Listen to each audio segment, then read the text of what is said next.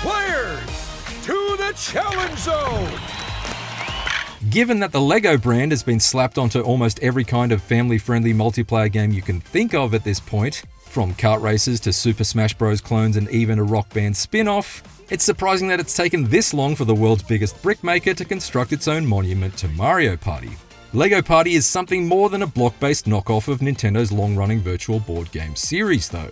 Sure, it might use Mario Party's fundamentals as a base plate to build upon with a host of wacky minifigs in place of the Mushroom Kingdom's finest, but every last piece here is absolutely pulsating with personality and there isn't a single stud-based dud in the 60 minigames on offer. If lots of laughter is what you're after, LEGO Party has all the right parts for assembling a fun night in with friends and family.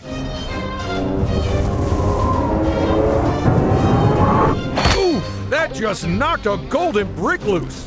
If you've ever played one of Nintendo's party starters before, then the basics of LEGO Party will be as easy to grasp as a tiny coffee mug in a minifig's fist. In this instance, the goal is to collect gold bricks and studs instead of stars and coins, as you and 3 other players move around 4 uniquely themed game boards littered with various stud-sapping hazards and potentially lucrative event spaces to land on.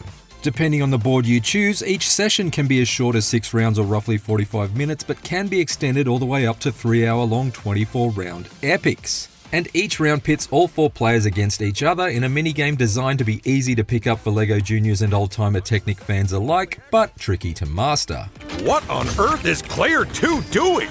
Everybody can carry up to 3 power-ups that can be bought with studs at the shop or collected from Wheel of Fortune style spins, and these can have dramatic leaderboard leveling impacts, like teleporting your minifig directly to a gold brick space, or slowing your roll so you can increase your chances of moving the exact number of spaces you need. Check it out, this power-up basically guarantees that I'll roll an 8.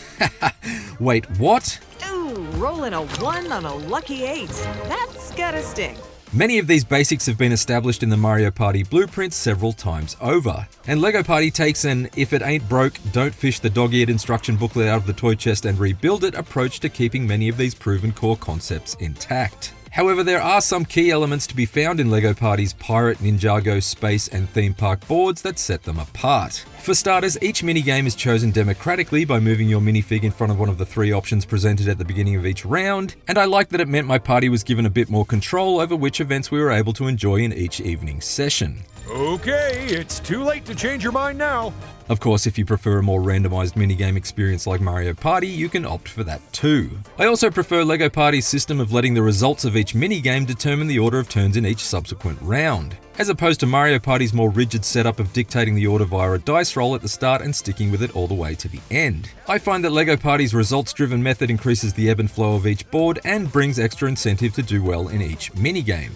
Wow, this might be the smartest set of players we've ever had. More notably, each of LEGO Party's wonderfully candy-coloured and brilliantly detailed boards has a number of special construction zones to land on, giving you the choice of 2 structures to build on that space that can dramatically alter the map and introduce a variety of game-changing additions. For example, in the theme park board, you might opt to build the Extreme Zone, which introduces a gauntlet run of twitchy stunt challenges to successfully pull off in order to earn a gold brick. Oh, and they've grabbed a free golden brick! Alternatively, you could go for the Royal Ramparts, which brings with it a ballista-based minigame for quickly snaring studs, and a catapult for lobbing you at another random player and stealing one of their gold bricks. Mixed in with the various other board-specific features, like when the space map briefly transforms into a turn-based battle against a giant green alien, and each go-around of these game boards has felt fresh and fun over the dozen or so hours of playtime my family and I have put in together so far. Ooh, and that alien is in for a powerful peppering of polychromatic pew-pews! It's also been consistently funny, and that's largely due to the inclusion of Ted Talker and Paige Turner, LEGO Party's own quip-cracking commentary team. Seemingly inspired by gag-making game show play callers like those of Wipeout or Holy Moly, Ted and Paige provide colourful context to each turn taken, as well as responding in real time to each player's performance in a minigame, either bigging them up when they're on top, Player 1 is on fire! or hilariously dragging them when they're struggling. Player 3! Oops! It's not a diving contest! Surprisingly, even after multiple playthroughs of each of LEGO Party's 4 boards, I've barely heard the same joke twice. Although in fairness, that could be because half the time the commentary has been completely drowned out either by fits of uncontrollable laughter, or salty bickering as a hard-earned gold brick is ruthlessly snatched away from another player. Seriously, if you're playing with a competitive group, that tends to sting harder than suddenly finding a lost Lego brick with the fleshy part of your bare foot. The rest of the comedy in LEGO Party stems from the competitive chaos of the challenges themselves, and developer SMG Studio, who previously entertained with the slapstick-based shenanigans of its Moving Out series, has really outdone itself as far as crafting a construction derby of Moorish minigames. From memory testing challenges to physics-driven races and rhythm-based dance-offs, LEGO Party's roster of minigames is as diverse as it is diverting, dripping with personality and creative flair. Besides, it's always a great indication for how immediately engaging multiplayer minigames are when players get caught up in the competition without realizing they haven't even left the pre-game practice screen, which has been a regular occurrence during my time with LEGO Party so far.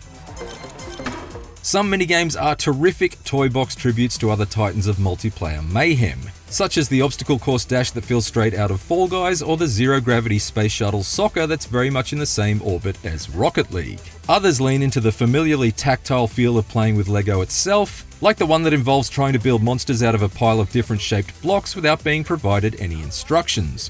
What I don't get is, why the googly eyes? There's one challenge with 4 soccer goals to defend from an ever-increasing number of balls that plays out like an inverted game of Hungry Hungry Hippos, and another that sits each minifig on a LEGO motorbike and challenges you to navigate an undulating course like a cutesy recreation of Trials HD. Player 4! Oh boy! Some of the most popular minigames amongst the contestants on my couch are the ones that feel like nothing else we've ever played. There's the frantic 4-way battle to smash your opponent's Lego vase with a brick boulder that gradually speeds up as it's deflected off each player, or the nightclub-themed showdown that sees each of you scramble to fling your minifig onto a floating dance floor with elastic grappling hooks. Whoa, this is one dance party that has fallen into pandemonium. Of course, everyone in my party has their own personal picks. I love anything on 4 wheels, my son's really into the zero-gravity games, while my daughter's favourite is basically whichever minigame she won most recently. And player 2 scores the final point! But the quality of challenges here is so consistent across the game board that even when we opt for a random minigame choice, we're rarely disappointed with whatever comes our way. Unless it's this baffling unicycle race, that is. Wait, is it left to go right or right to go right? Down I go. And I thought staying upright while walking was difficult. First up, it's player 1. I also appreciate that success in these minigames is mostly reliant on a combination of skill and luck.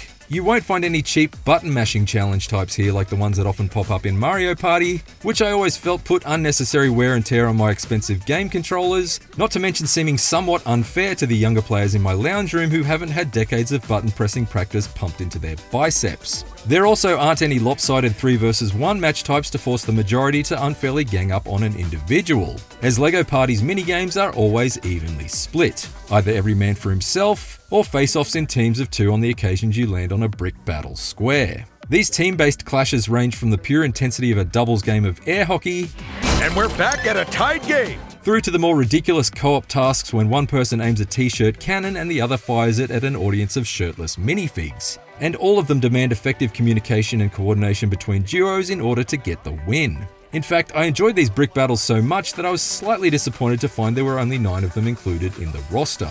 Team 1 is now at the halfway mark too, but they have got some catching up to do. That's a terrible idea, Paige. They should be concentrating on winning, not reminiscing with each other. Even so, I am happy that LEGO Party doesn't bother with random participation awards at the end of each board, like many Mario Party games do. There's still plenty of twists and turns as fortune-changing chance spaces are sprinkled across the map in the closing stages, and many games I've played have seen the lead constantly change hands all the way through to the final round, but the winner is always clearly defined by the time you reach the end. Not unfairly elevated into first position after the fact because of some arbitrary unseen statistic like they happen to land on the most event spaces. It makes victory feel like it was achieved through genuine merit rather than more mystifying means. What an incredible game! You can say that again. Oh, was my mic not on? That doesn't mean that other players won't take any opportunity to knock you off the winner's podium though. And I mean that quite literally, especially during the riotously interactive results screen that typically devolves into delirious slap fights, slipping on banana peels, and background breakdancing. In many ways, they remind me of myself when I was younger.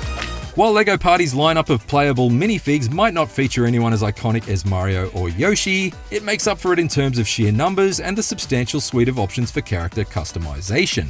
Playing through each of the game boards or one of the curated minigame playlists earns XP that gradually unlocks new minifigs along a series of simple progression paths, as well as awarding you carrots that can be spent unlocking a separate collection of minifigs in the shop. There are more minifigs here than you could shake a mini twig at. By my count, well over 200, from goth kid minifigs to person-shaped pizza slices and stylish ninja warriors. And as you unlock each one, their individual parts can be used to craft entirely new creations of your own.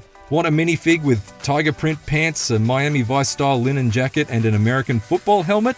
Weird combination, but sure, it's all yours. Play in the red circle. It's player one. Speaking of bolting things together, I'd love to see LEGO Party leverage the many pop culture partnerships that the Danish brickmaker has amassed over the years and bring them to the party either in the form of expansion packs or future sequels. A LEGO Star Wars board with minigames designed around lightsaber battles and Death Star trench runs would be a treat, as would a LEGO Indiana Jones board that had event spaces to trigger Raiders of the Lost Ark style booby traps and boulders. Given Nintendo's cozying up with the LEGO brand in recent times, it's not inconceivable that we could even see a LEGO Mario LEGO Party expansion, at least in the Switch versions, to really bring things full circle. To be clear, nothing of this nature has been announced and I'm merely thinking out loud, but I've had a blast with LEGO Party so far and I really hope that it set the fantastic plastic foundations for a series that's here to stay. They nailed the timing, and now the Crystal King is gonna feel the full force of the ninjas too. LEGO Party doesn't completely reinvent the tried and true Mario Party formula, but it does introduce some welcome tweaks to its structure, a uniformly high quality collection of minigames hard-tuned for hilarity, and an enjoyably silly game show style presentation that's yet to overstay its welcome. You know, not only am I a ninja, I also have cat-like refluxes. Don't you mean reflexes? Nope, for some reason I keep coughing up hairballs. The 4 game boards on offer might be a few less than Super Mario Party Jamboree's collection, but the transformative nature of their layouts brings welcome variety and surprise to each session, and the considerable minifig customization options are a joy to tinker with. Creative, colourful, and a consistent crack-up, LEGO Party is purpose-built to turn any boring old night into a block party filled with belly laughs.